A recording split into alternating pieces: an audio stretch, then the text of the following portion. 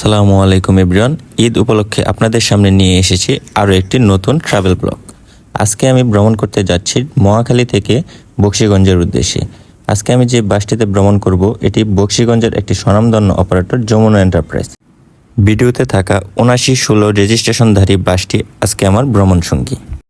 যমুনা এন্টারপ্রাইজে আমার ভ্রমণ অভিজ্ঞতার খুঁটিনাটি সকল বিষয় তুলে ধরার চেষ্টা করব আপনাদের সামনে। আমাদের বাসটি মহাখালী থেকে ছাড়ার সময় ছিল বিকাল 3:40 এবং আমি আজকে যে বাসটি দিয়ে ভ্রমণ করছি এই বাসটি আশুক লেল্যান্ড মডেলের একটি নন এসি বাস। তো চলুন কথা না বাড়িয়ে ভিডিওটি শুরু করা যাক। আমাদের বাসটি যথাসময়ে মহাখালী বাস টার্মিনাল থেকে বের হয়ে যাত্রী নিয়ে গাজীপুর বাইপাস হয়ে আমরা চলে আসি টাঙ্গাইল মহাসড়কে।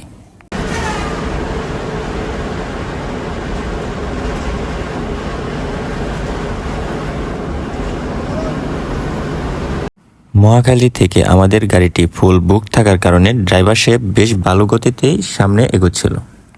আমাদের এই সুন্দর এবং নিরাপদ জার্নির পেছনে যে মানুষটি ছিলেন তিনি বকশীগঞ্জের যমুনা এন্টারপ্রাইজের একজন স্বনামধন্য ড্রাইভার শাকিল ভাই, যার দক্ষ হাতের স্কিলফুল ড্রাইভিং আমাদেরকে নিরাপদে গন্তব্যে পৌঁছে দিয়েছিল। যমুনা এন্টারপ্রাইজের ঢাকা থেকে বকশীগঞ্জের ভাড়া জনপ্রতি 500 টাকা এবং যমুনা এন্টারপ্রাইজের বহরে হিনো-1 1J মডেলের বাস এবং আশুক লেল্যান্ড মডেলের বাস রয়েছে। যদিও একসময় মহাখালী থেকে বকশীগঞ্জের যমুনা এন্টারপ্রাইজের এসি বাস সার্ভিস চালু ছিল, কিন্তু বর্তমানে তাদের এসি বাস পরিষেবা বন্ধ রয়েছে। তো চলুন যমুনা এন্টারপ্রাইজের এই অভিজ্ঞতা সম্পন্ন ড্রাইভারের একটু ড্রাইভিং স্কিল দেখে নেওয়া যাক।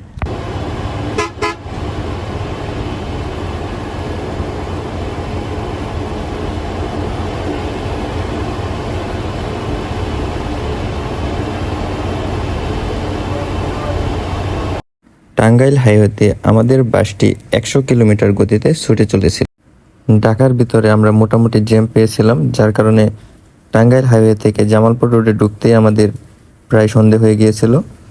তো টাঙ্গাইল হাইওয়েতে গাড়ির চাপও ছিল প্রচুর, কিন্তু ড্রাইভার সাহেব খুবই দক্ষতার সাথে ড্রাইভিং করছিল। পাবনা থেকে গাজীপুর মাওনার এই আর্য এন্টারপ্রাইজ বাসটি আমাদেরকে ভালোই বিরক্ত করছিল।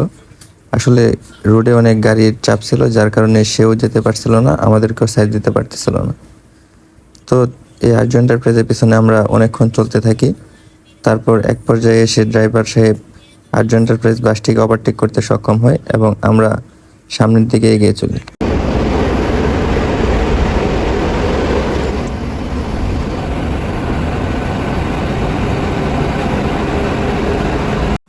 যমুনা এন্টারপ্রাইজের পাশাপাশি বকশীগঞ্জে আরও বেশ কিছু ভালো অপারেটর রয়েছে, যেমন প্রিয় এক্সপ্রেস, জননী প্লাস, তারপরে ব্রহ্মাডি কিছু অপারেটর রয়েছে, যেমন সিয়াম এন্টারপ্রাইজ, রিফাজ এন্টারপ্রাইজ, পলি পরিবহন।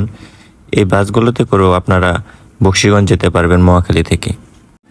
তবে ওভারঅল সব অপারেটর থেকে যমুনা এন্টারপ্রাইজের সার্ভিস এবং তাদের গাড়ির মান ভালো বললেই চলে, এবং বকশীগঞ্জের মানুষ সবচেয়ে বেশি পছন্দ করে যমুনা এন্টারপ্রাইজের বাসগুলোকেই। বিশেষ করে যমুনা এন্টারপ্রাইজে অনেক অভিজ্ঞতা সম্পন্ন এবং ভালো মানের ড্রাইভার নিয়োগ দেওয়া হয়, যার কারণে যাত্রীরা বেশিরভাগ সময় যমুনা এন্টারপ্রাইজকেই প্রথম পছন্দ হিসেবে বেছে নেন। ইতিমধ্যে হয়তো আপনারা লক্ষ্য করতে পেরেছেন আমাদের বাসটি কিন্তু উত্তরবঙ্গের বেশ কিছু জনপ্রিয় বাসকে ওভারটেক করে সামনে চলে গিয়েছিল এবং ড্রাইভার সাহেব বেশ প্রেসারে গাড়িটি চালাচ্ছিল।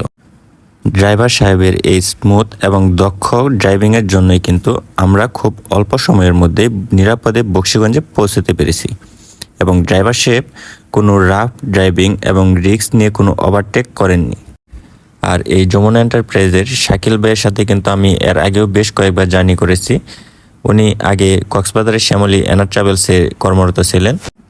ওনার সাথে আমি এর আগেও কক্সবাজার গিয়েছিলাম। আসলে ওনার ড্রাইভিং স্কিল খুবই সুন্দর এবং তিনি খুবই রিল্যাক্স মোডে ড্রাইভিং করেন।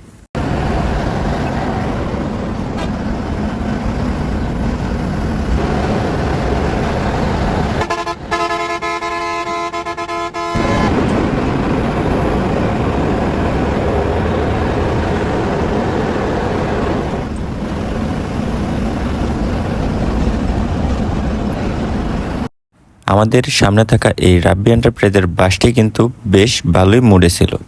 ড্রাইভার সাহেব বেশ গতিতে বাসটি চালাচ্ছিল। তবে আমাদের সামনে আর টিকে থাকতে পারেনি। আমাদের ড্রাইভার সাহেব এই রাব্বি এন্টারপ্রাইজের বাসটিকে ওভারটেক করে টাঙ্গাইল হাইওয়ে থেকে টাঙ্গাইল শহরের দিকে ঢুকে পড়ে। টাঙ্গাইল শহরের রুটে ঢুকতেই দেখা হয় টাঙ্গাইলের জনপ্রিয় অপারেটর বিনিময়ের সাথে। তবে টাঙ্গাইল শহরের এই রুটটি সিঙ্গেল থাকার কারণে আমাদের বেশ বিরক্তিকর লাগছিল, কারণ সামনের এই বিনিময় বাসটিকে আমরা ওভারটেক করতে পারছিলাম না এবং বাসটিও খুব স্লোলি চলতেছিল। তারপর আমাদের বাসটি বিনিময়ের বাসটিকে ওভারটেক করে টাঙ্গাইল শহর হয়ে ঘাটাইল এবং জামালপুর শেরপুর হয়ে বকশীগঞ্জের উদ্দেশ্যে ছুটে চলেছিল। বিনিময় বাসকে ওভারটেক করে সামনে আসতেই দেখা হয় শুভা এই বাসটির সাথে, যে বাসটি ঢাকা গোপালপুর রুটে সার্ভিস দিয়ে থাকে। রাস্তাটি সিঙ্গেল হওয়ার কারণে কিন্তু আমাদের এই বাসটির পিছনে অনেকক্ষণ পড়ে থাকতে হয়েছে এবং অবশেষে আমরা এই বাসটিকেও ওভারটেক করতে সক্ষম হই। কিন্তু এই বাসটিকে ওভারটেক করার আগে কিন্তু সে খুব ক্রেজি মোডে ড্রাইভিং করতেছিল। তো চলুন তার একটু ড্রাইভিং দেখে নেওয়া যাক।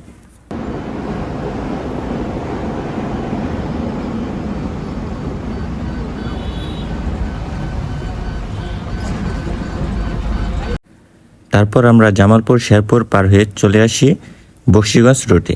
এখন ভিডিওতে যেই সরু রাস্তাটি দেখতে পাচ্ছেন, এটি কিন্তু শেরপুর থেকে বকশীগঞ্জ যাওয়ার রাস্তা এবং এই রাস্তাতে আপনারা ভিডিওতে দেখতে পাচ্ছেন কত সরু রাস্তা। ঢাকা থেকে আমাদের বকশীগঞ্জ আসতে সময় লেগেছে 3.5 ঘন্টারও কম। তো ভিডিওটি আপনাদের কেমন লেগেছে কমেন্ট করে জানাবেন এবং ভিডিওটি ভালো লাগলে লাইক, কমেন্ট এবং শেয়ার করে দিবেন এবং আমার ফেসবুক পেজটি ফলো করে দিবেন।